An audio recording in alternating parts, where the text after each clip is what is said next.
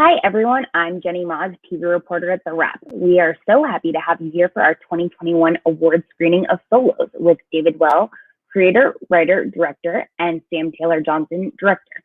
We're going to be showing you the trailer, and then we'll go right into a conversation with David Weil and Sam Taylor Johnson.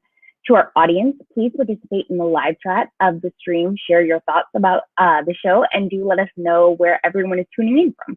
Now, before we introduce our special guest, here is the trailer for Solos.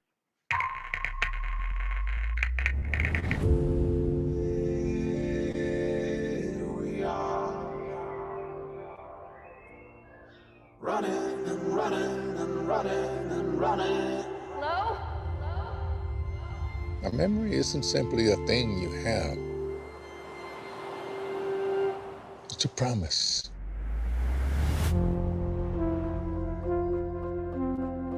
Tell me a story, Mommy. A happy one. Oh, we had this secret handshake. They'll never forget you. How do you know? They'll remember. I am alone. Alone.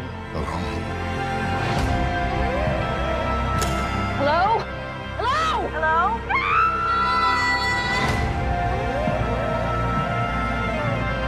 Oh,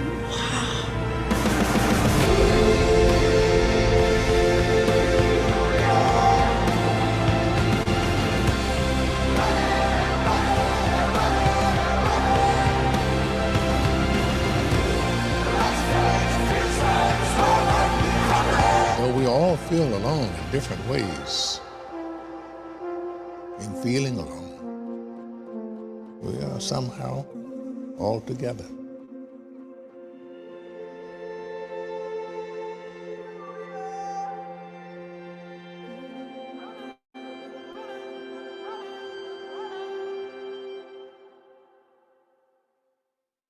Welcome back. It is my pleasure to introduce David Weil, creator, writer, and director, and Sam Taylor Johnson, director of Solos. Thank you so much, guys. Hey, thanks for having us. Thanks for having us. So let's start off with where the idea for this came from, David, and then Sam, how you got involved, because I know you directed and executive produced 2 of the episodes for Solos. Yeah, the idea for the piece really came about with my desire to want to try and return to how I first fell in love with storytelling. And I first fell in love with storytelling with the finest storytellers that I knew, my grandmother, who would tell me stories about her experiences during the war around her kitchen table. She would transport me to these, incredibly difficult worlds, but worlds that also had hope and beauty, worlds of her dreams and her fears. And so there was such power and potency, I think, in one storyteller, in one environment, telling a singular story, but really being able to transport you to so many different places. And so I wanted to create that experience for an audience. I wrote the first episode, Tom, and then Peg, a year ago in May during the pandemic. And the pandemic certainly accelerated the possibility for such a unique and daring series to be.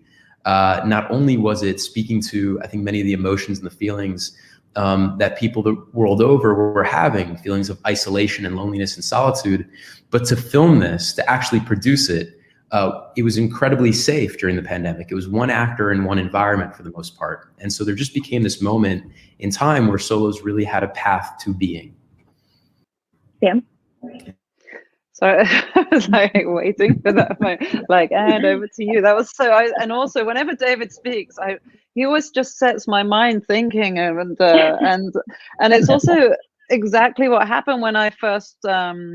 David sent me Peg, and that was the first one I read, and as soon as I read it, I knew in my gut that it was something I had to do, wanted to do, and felt I could see how to do. And it was certainly a challenge to think about how, to create an entire episode of one person and a singular journey. But the way that David had written it and structured it, it takes you on such a journey, and the emotional content is so strong, and in the hands of Helen Mirren, it was just so beautiful. And I knew, having somebody with such a sort of theater background that she could hold that she knew how to, you know, pace such a sort of strong monologue, if you like. And so I was excited when David offered Peg, and then I was like, well, and what else? You know, do you have any more? and so, you know, luckily, you know, he did, and I got, you know, to make Stuart too with Morgan Freeman, which was, you know, a dream. So in terms of the actual techniques that come into play on the filmmaking side, what did you guys have to do, because they are essentially monologues, right? And there are different ways different episodes are broken up, but essentially we have one actor really delivering all the lines straight through. So in terms of, like, especially in Peg, we're just watching Helen Mirren, and where sometimes I forget, well, watching it, that we're not flashing back to anything. There's no point when we see anything, but it kind of makes me feel like we are at one point because she's talking about her life. And so what it was like to shoot that straight through, and how many times you guys did it, and if you did break it up, and how, because it is just otherwise Helen Mirren delivering an amazing monologue that makes you feel like we're flashing back.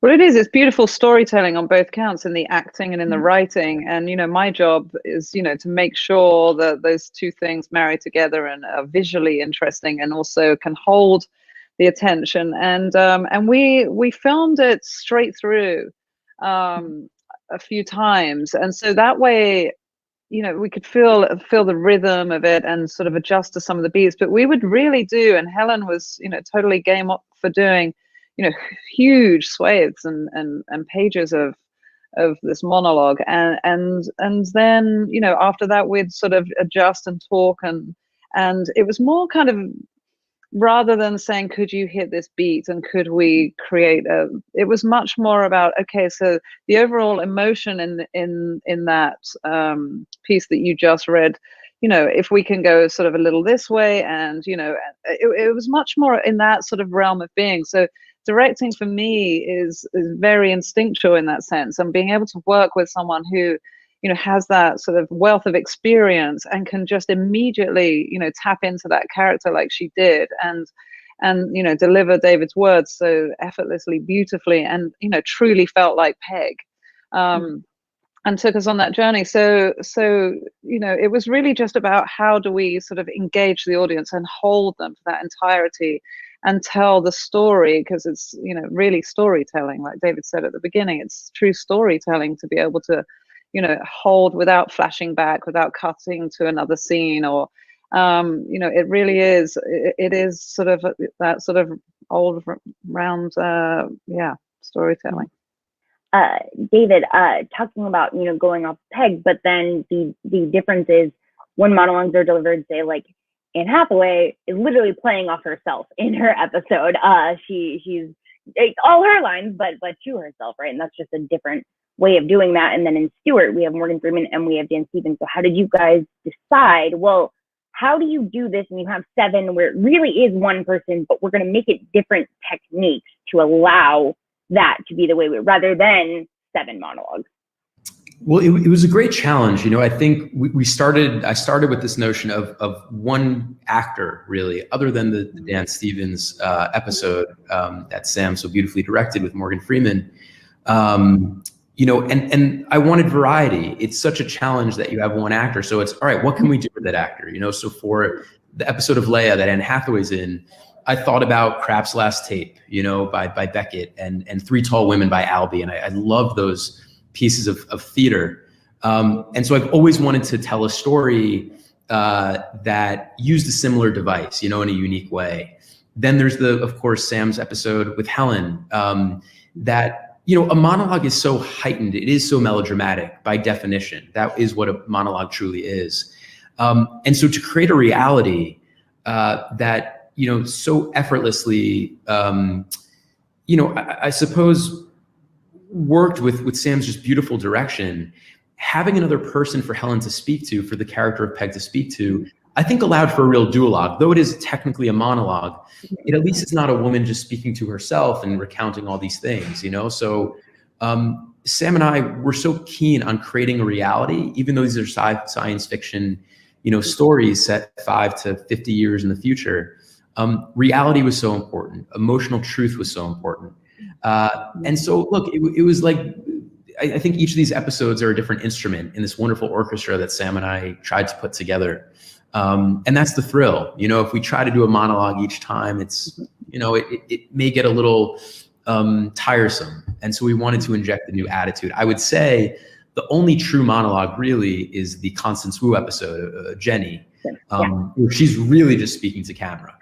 And what a fun challenge that was for her. But yeah, they're each very unique tales, but what a wonderful question. So that I was gonna get to Jenny because it is the other monologue, but you guys did, rather than with Helen, in Jenny's one, in Constance's one, it's broken up the monologue with her like walking around the room and like little bits and pieces that kind of make it jerkier, rather than Helen's, which is not a full monologue the whole time, but goes straight through like that. So I wanted to ask about that, like playing with it, because Helen, we get to like sit in this and watch her and focus. And it's very clear in one like Jenny, David, that it's frantic and it's frazzled and giving that feeling of that, because they're two completely different tones for two different stories. Helen's is like thoughtful and contemplative, and in Constance's and Jenny's frantic, and we find out why.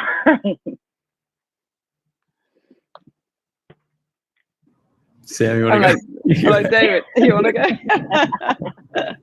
This is what it's like, monologue, dialogue. Roles are allowed to go. Well, David can talk to Jenny, but I think, you know, having, you know, our sort of Siri-like character, you know, did, like David said, it helped in the sense that she had someone to bounce off of, to have a kind of conversation, albeit, you know, with an AI. It sort of felt like, though, that she could, it gave her permission in a way to sort of bear secrets and trust, and feel like she could sort of bare her soul to someone, even if that someone isn't real. And I think that sort of emotionally took us in a different place. And also, you know, there's a moment where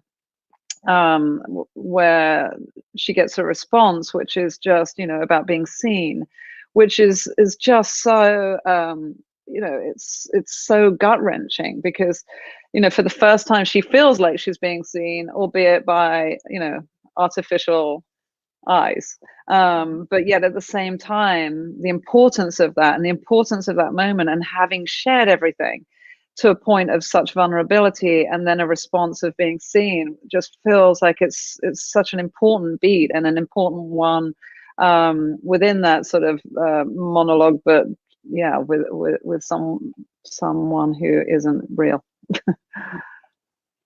I have to say, Jennifer, it was extraordinary being on set and watching Sam direct Helen, and just the delicacy and the care and the beautiful ballet that really was between Sam and Helen, and how the camera just so treated the character of Peg in Sam's direction with such respect. Like, I think when I wrote that piece, I cared so deeply about Peg, and I felt such protection over her. And Sam was even more protective over her, but also allowed for this character to express herself in these really intimate and beautiful ways, these moments of discovery that I think Peg, the character, even had as she was speaking this monologue, which was just so wonderful. And then, you know, you look at Jenny, who's such a different character, written by Becca Bowling, and a lot of those hard cuts were in Becca's brilliant script.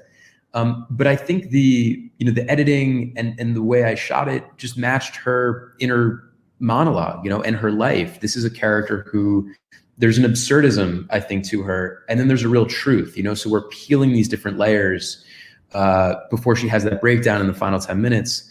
But with those hard cuts come a lot of the humor, you know. I think it's all in the timing with Jenny.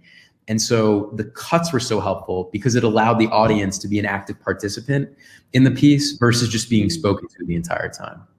And I think also, I mean, one thing to add. I think, you know, the beautiful seeming simplicity of having just one person, and you know, and how they deliver this monologue, and how, you know, you film it, but it's almost like the hardest thing is to create something that seems so simple, in the sense that it's just one person, and how you have that one person and that one situation just hold everyone's attention. And I think, just through, all 7, I feel that it's just such a powerful thing to be able to sit so still in such a sort of a different space. Like, I feel like it's such a unique space that David's created, in the sense that I don't know any other show right now that sort of is so singularly focused, if you like, and just in that sort of almost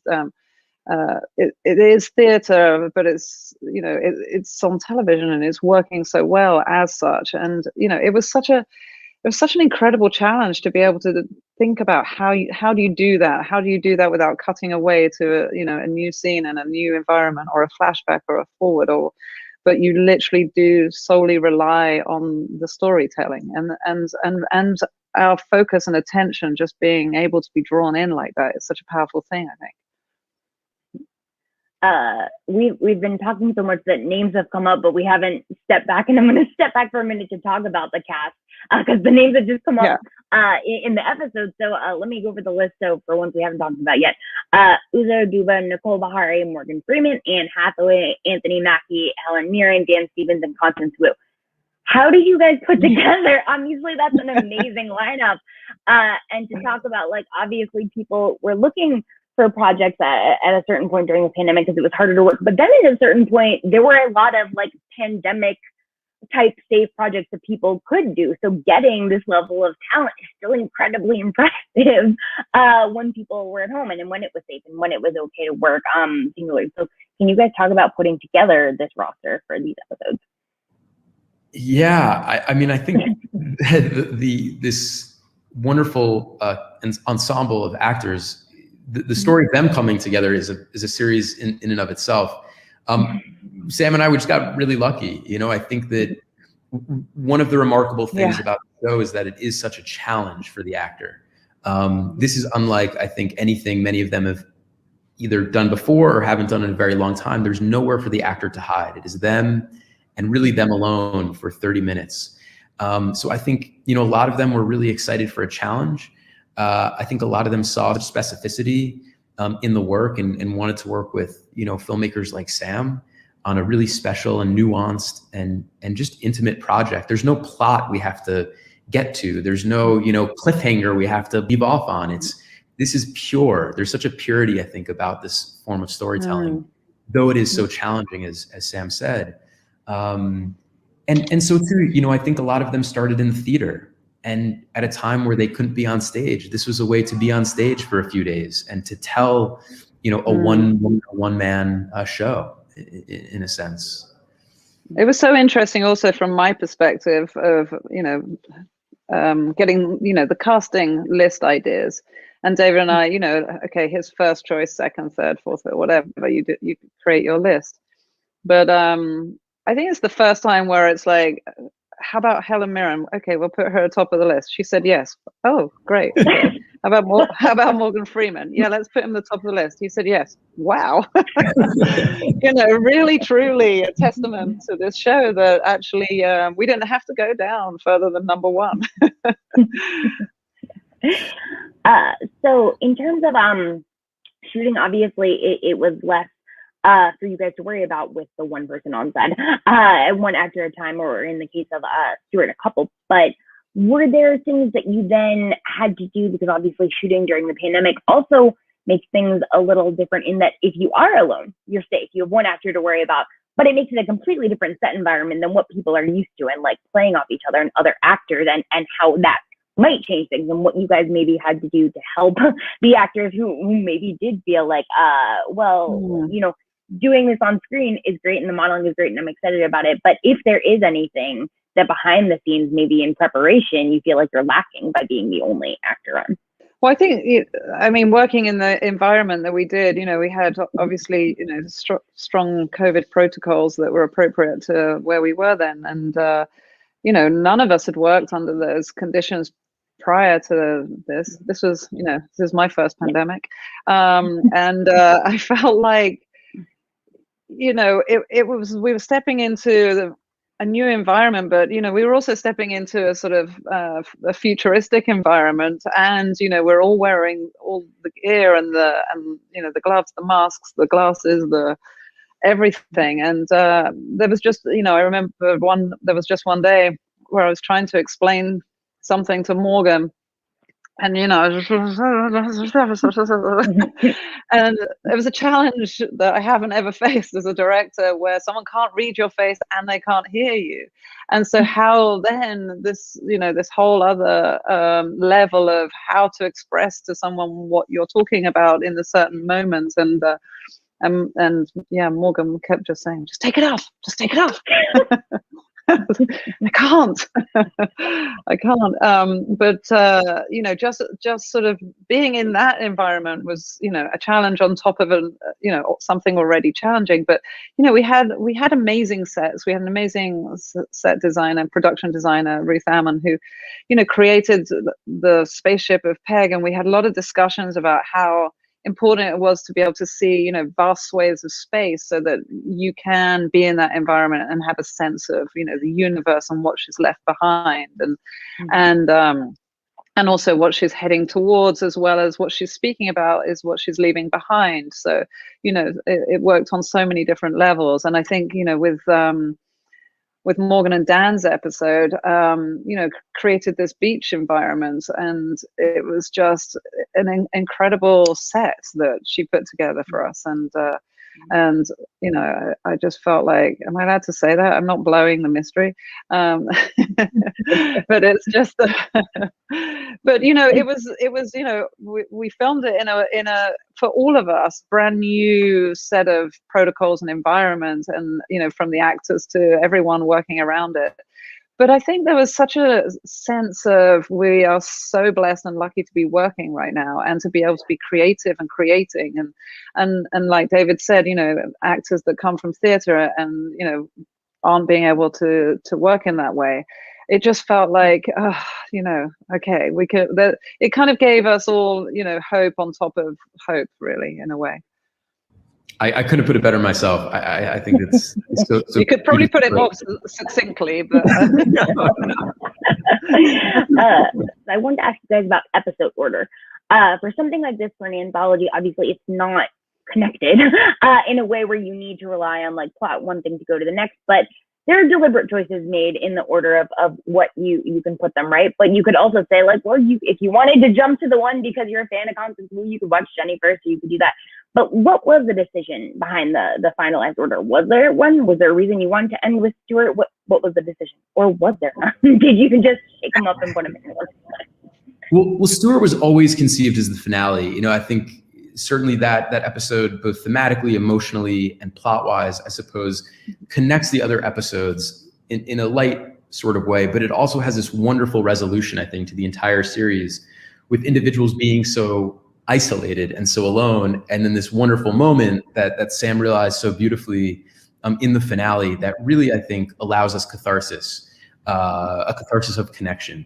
But in terms of, order, we had so many different orders, and we were, thinking about so many different things. I think the only thing that was really important to Amazon and to us was that there was variety, so, it was interesting to start with the Annie episode because it was 3 characters, and then the next episode was 2, and then it was, so we wanted to have, just some fun, and to make each episode feel unexpected, so that when an audience is watching, it feels as if, oh my goodness, they're watching an entirely new short film.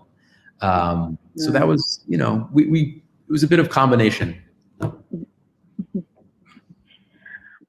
So in terms of the differences and variety in the episodes, before we even get to episode order, what you wanted to begin with, David, and Sam, you can chime in here as well. We want one that has like a horror element. We want one that's funny. What do we want here, and what do we need? Was there anything you had to lose? Were you brought together these 7, or were you ever thinking more, 10, 8, whatever? At one point there were 8. There was a brilliant script written by this brilliant writer, Cody Bean, that we just, we had such a limited amount of time to shoot because of the pandemic. So unfortunately we're not able to realize that script, but we hope to in the future because it was so beautiful.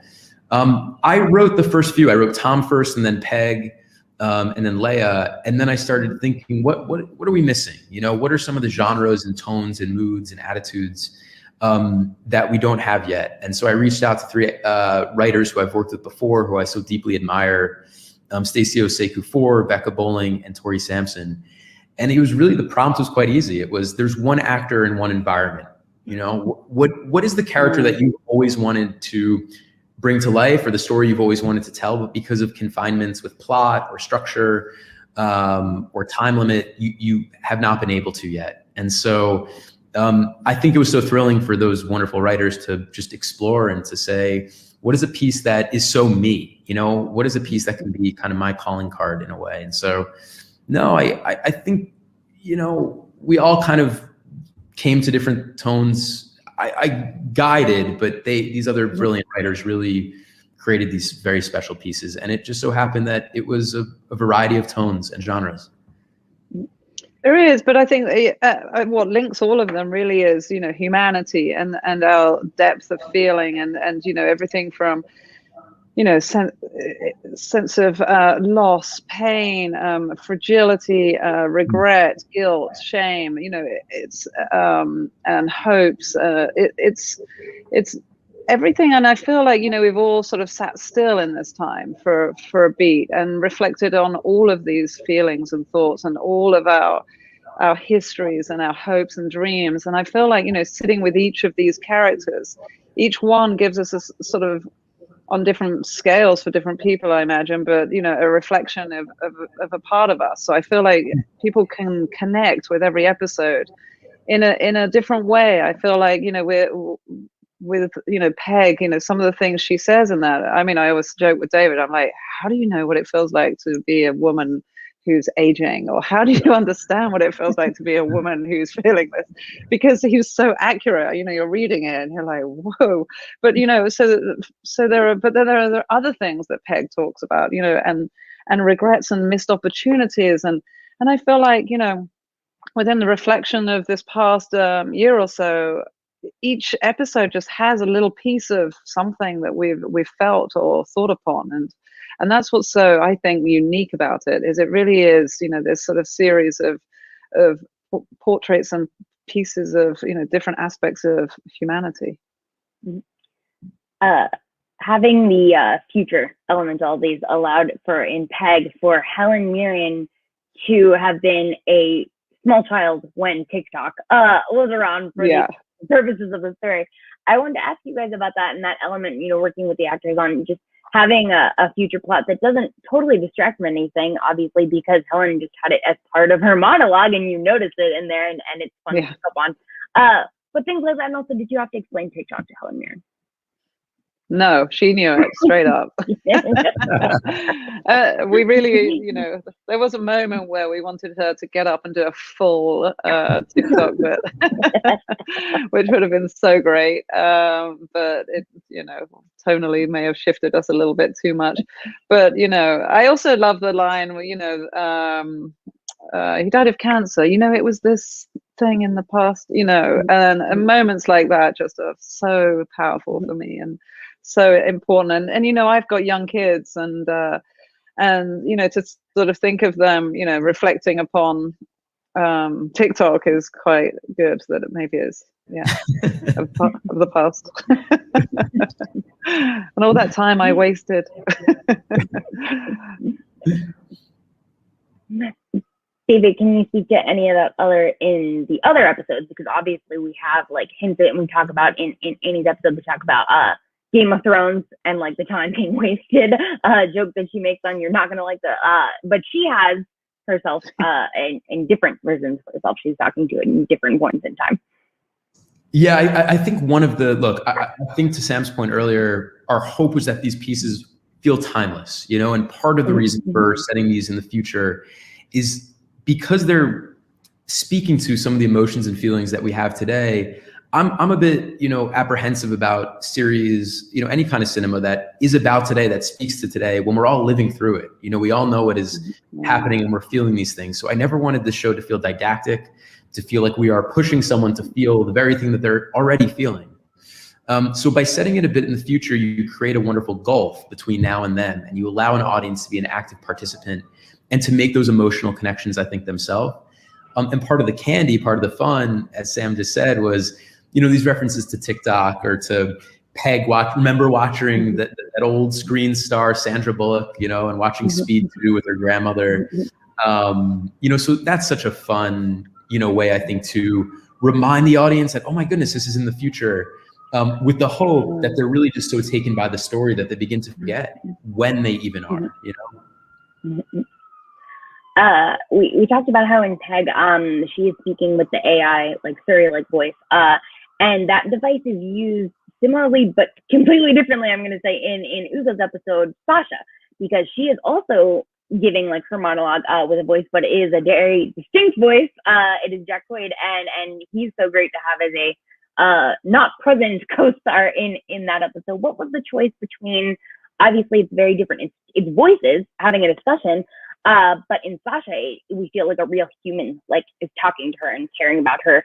Whereas in Peg, I do feel like AI is listening to Helen and cares about her, but it's the distinction between having Jack's voice and having like a Siri voice as the listener, like just a listener. I'm here to listen, and Jack being a discussion. Yeah, Jack is amazing, and he's so fun to work with, and it was such a blast, after shooting this piece, to then have him come in and be giving this Zen house such life. But the episode of Sasha, written by Tori Sampson, it really is a tete-a-tete between these two characters. Sasha is a character who doesn't know if she can trust the smart home that's around her. Is the smart home up to some nefarious deeds, or is there an ulterior motive?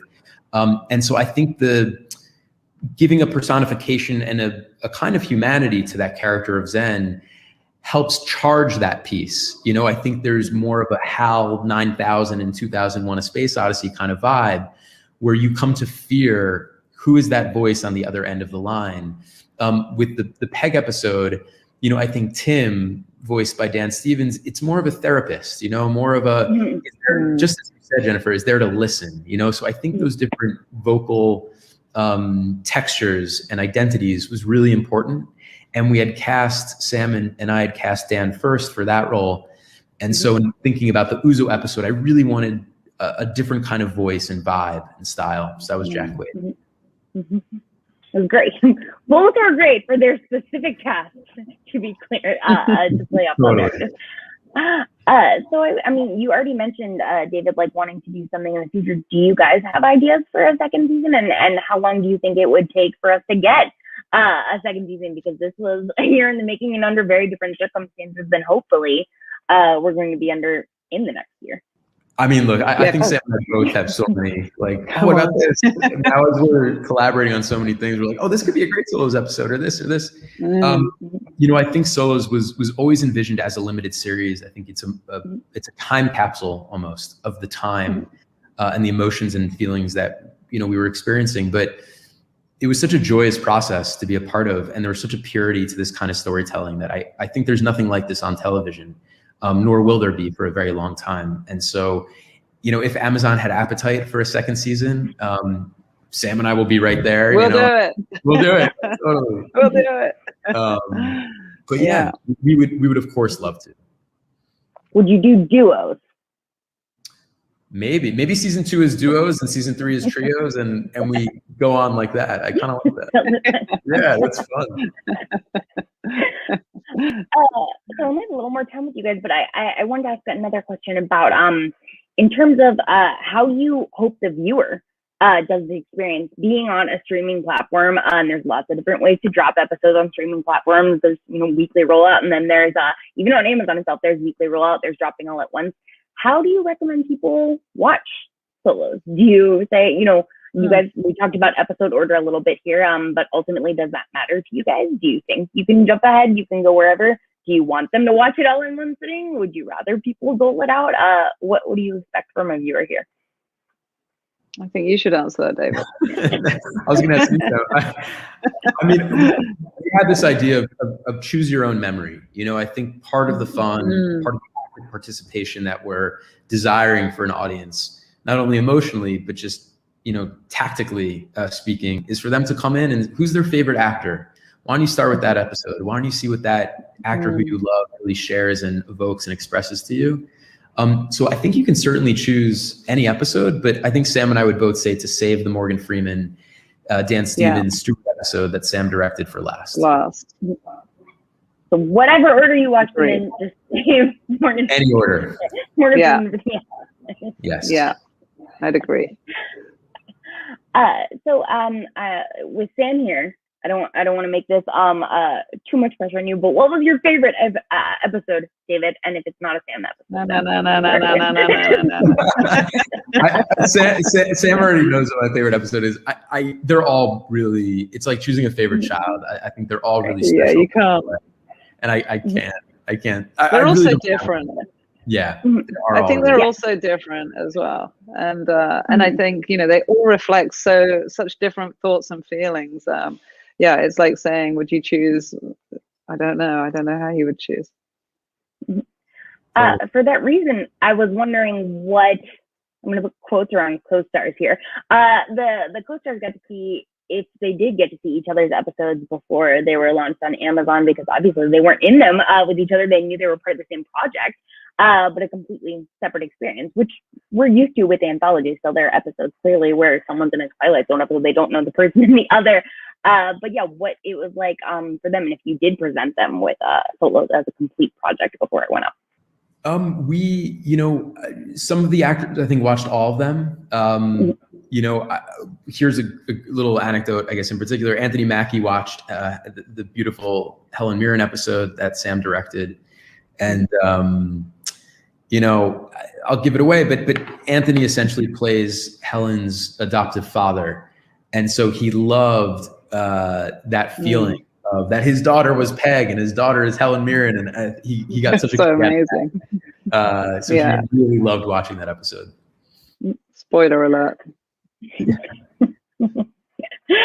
And then my last question for you guys, and I so appreciate your time today, is talking about, what the unit, we've already talked about this, I mean, honestly, in so many ways, but what you would really think the unifying theme among these very different things. You talked about what it's like to be a person and to feel alone, and to not be alone, and all of these things. But was there one thing that you really did think through all of them? Because like you said, David, it was a pretty open-ended prompt, but the real through line that you tried to make sure wasn't anything. And did you have to adjust anything while writing or while shooting, because you felt like maybe tonally it's not Solos, maybe we're going in the wrong direction, and making sure that they did all feel like they were hitting the same thing, being so different? I mean, Sam so perfectly encapsulated it earlier when speaking about kind of this through line of shared humanity. I mean, I think there's a great dramatic irony to the title of Solos and to its conception and design, where it is technically one actor in each episode, but these are really pieces about yearning for connection. And I think our hope, Sam and mine, is that by the end of each piece, the audience at home is that second person. It really is supposed to be an experience between actor and audience. And so we like to say, we're all alone, each in different ways, but in being alone, we're somehow all together.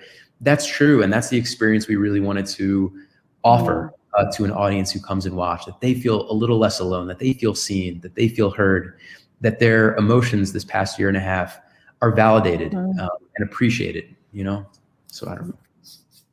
Oh, yes, that's exactly right. I mean, I honestly, I wept when I read Peg, and I feel like, every single episode I've been on an extraordinary emotional journey, and I would say really that's such powerful connective tissue for all of them. Well, thank you both so much. Thank you everyone else for joining us today. It was great to have you all. Be sure to take advantage of our free trial to Wrap Pro to be first to know about upcoming Wrap screenings and events like this. You can also register for upcoming screenings, catch up on any past screenings you may have missed, and more by visiting the Wrap screenings tab in the main navigation bar. Thank you guys so much. Thank you, Sam. Thank you, David. Thank you. Thank you. Pleasure to be with you.